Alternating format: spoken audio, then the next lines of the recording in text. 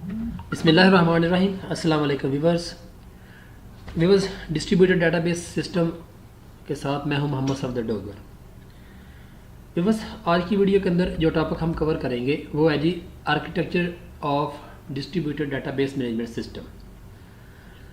Viewers, जैसे हमने database के अंदर 3 लेवल आर्किटेक्चर पढ़ा था, तो वैसे ही हम आर्किटेक्चर पढ़ेंगे डिस्ट्रीब्यूटेड डेटाबेस मैनेजमेंट सिस्टम के अंदर कैसे होता है। तो इसकी मैं आपको एक डायग्राम व्यूवर्स यहाँ पे general architecture of distributed database management system show करता हूँ। तो देखिए, हमारे पास यहाँ पे कुछ डेटाबेसेस हैं।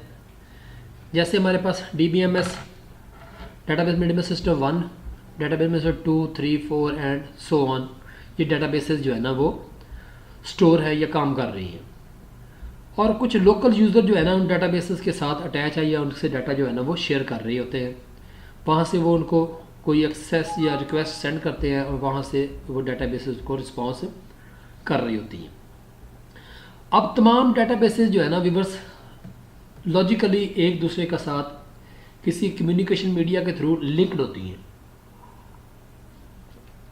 और उसको लिंक को हम कहते हैं डिस्ट्रीब्यूटेड डेटाबेस मैनेजमेंट सिस्टम, या इसको हम ग्लोबल स्कीमास का नाम भी दे देते हैं।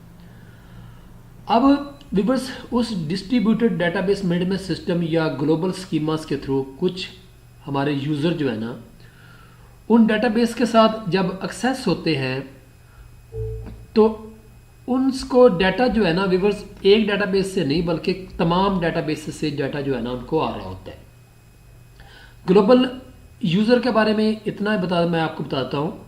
लोकल यूज़र और ग्लोबल यूज़र में फ़र्क होता है कि अगर एक लोकल यूज़र जो है ना उसकी एक्सेस सिर्फ डेटाबेस जिसके साथ वो अटैच है या जिससे वो डेटाबेस ले रहा है उसके साथ यानी कि डाटा उसको मिल रहा होता है, जबकि जो ग्लोबल यूज़र होता है उसको तमाम डेटाबेस से डाटा आता है और वो डाटा किसी ग्लोबल स्कीमास के थ्रू मर्ज होता है और वो डाटा जो है ना ग्लोबल यूज़र तक पहुंच जाता है।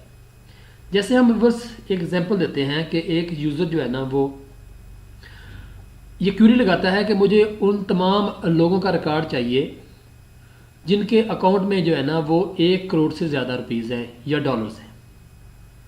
तो अब ये जो क्यूरी है ना व्यूअर्स, इससे डेटाबेस 1 से भी आ सकता है, 2 से भी आ सकता है, 3 से भी आ सकता है और वो तमाम डाटा जो है ना ग्लोबल स्कीमा या डिस्ट्रीब्यूटेड डेटाबेस मैनेजमेंट सिस्टम के थ्रू मर्ज होगा और उस यूज़र तक जो है ना वो डाटा मिल जाएगा। अब आर्किटेक्चर ऑफ डिस्ट्रीब्यूटेड डेटाबेस की ये ब्यूटी होती है कि उस यूज़र को ये नहीं पता चलेगा कि मुझे डाटा कितनी डेटाबेस से मर्ज हो गया है, बल्कि जो उसको फाइनल रिपोर्ट मिल रही होगी तो उसको यही पता चलेगा कि मेरा डाटा जो है ना मुझे इसी डेटाबेस से मिला है जिसके साथ मैं कनेक्टेड हूँ।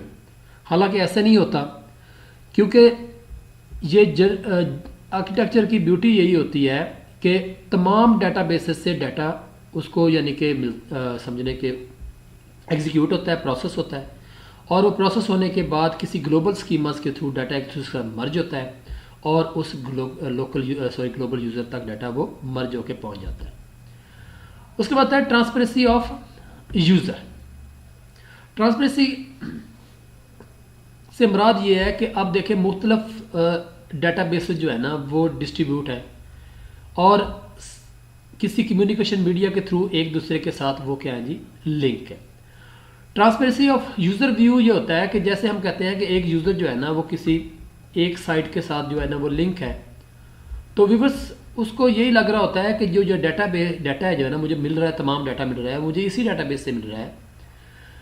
बेशक वो डाटा जो है ना तमाम कुछ डाटाबेसेस से इकट्ठा होकर आ रहा हो, तो उसे हम कहते हैं ट्रांसपेरेंसी ऑफ यूज़र व्यू। यानी कि यूज़र को ऐसे लगे कि डाटा मुझे इसी यानी कि समझने मशीन या डाटाबेस से मिल रहा है, लेकिन ऐसा हकीकत में होता नहीं है। डाटा जो है ना वो मुख्तलिफ डाटाबेसेस से प्रोसेस होता है और वहाँ से डाटा जो है ना वो किसी ग्लोबल स्कीमास के थ्रू मर्ज होने के बाद उस यूज़र तक पहुँच रहा होता है, तो उसे हम ट्रांसपेरेंसी ऑफ यूज़र व्यू कहते हैं। उसके बाद होता है ट्रांसपेरेंसी ऑफ सिस्टम व्यू।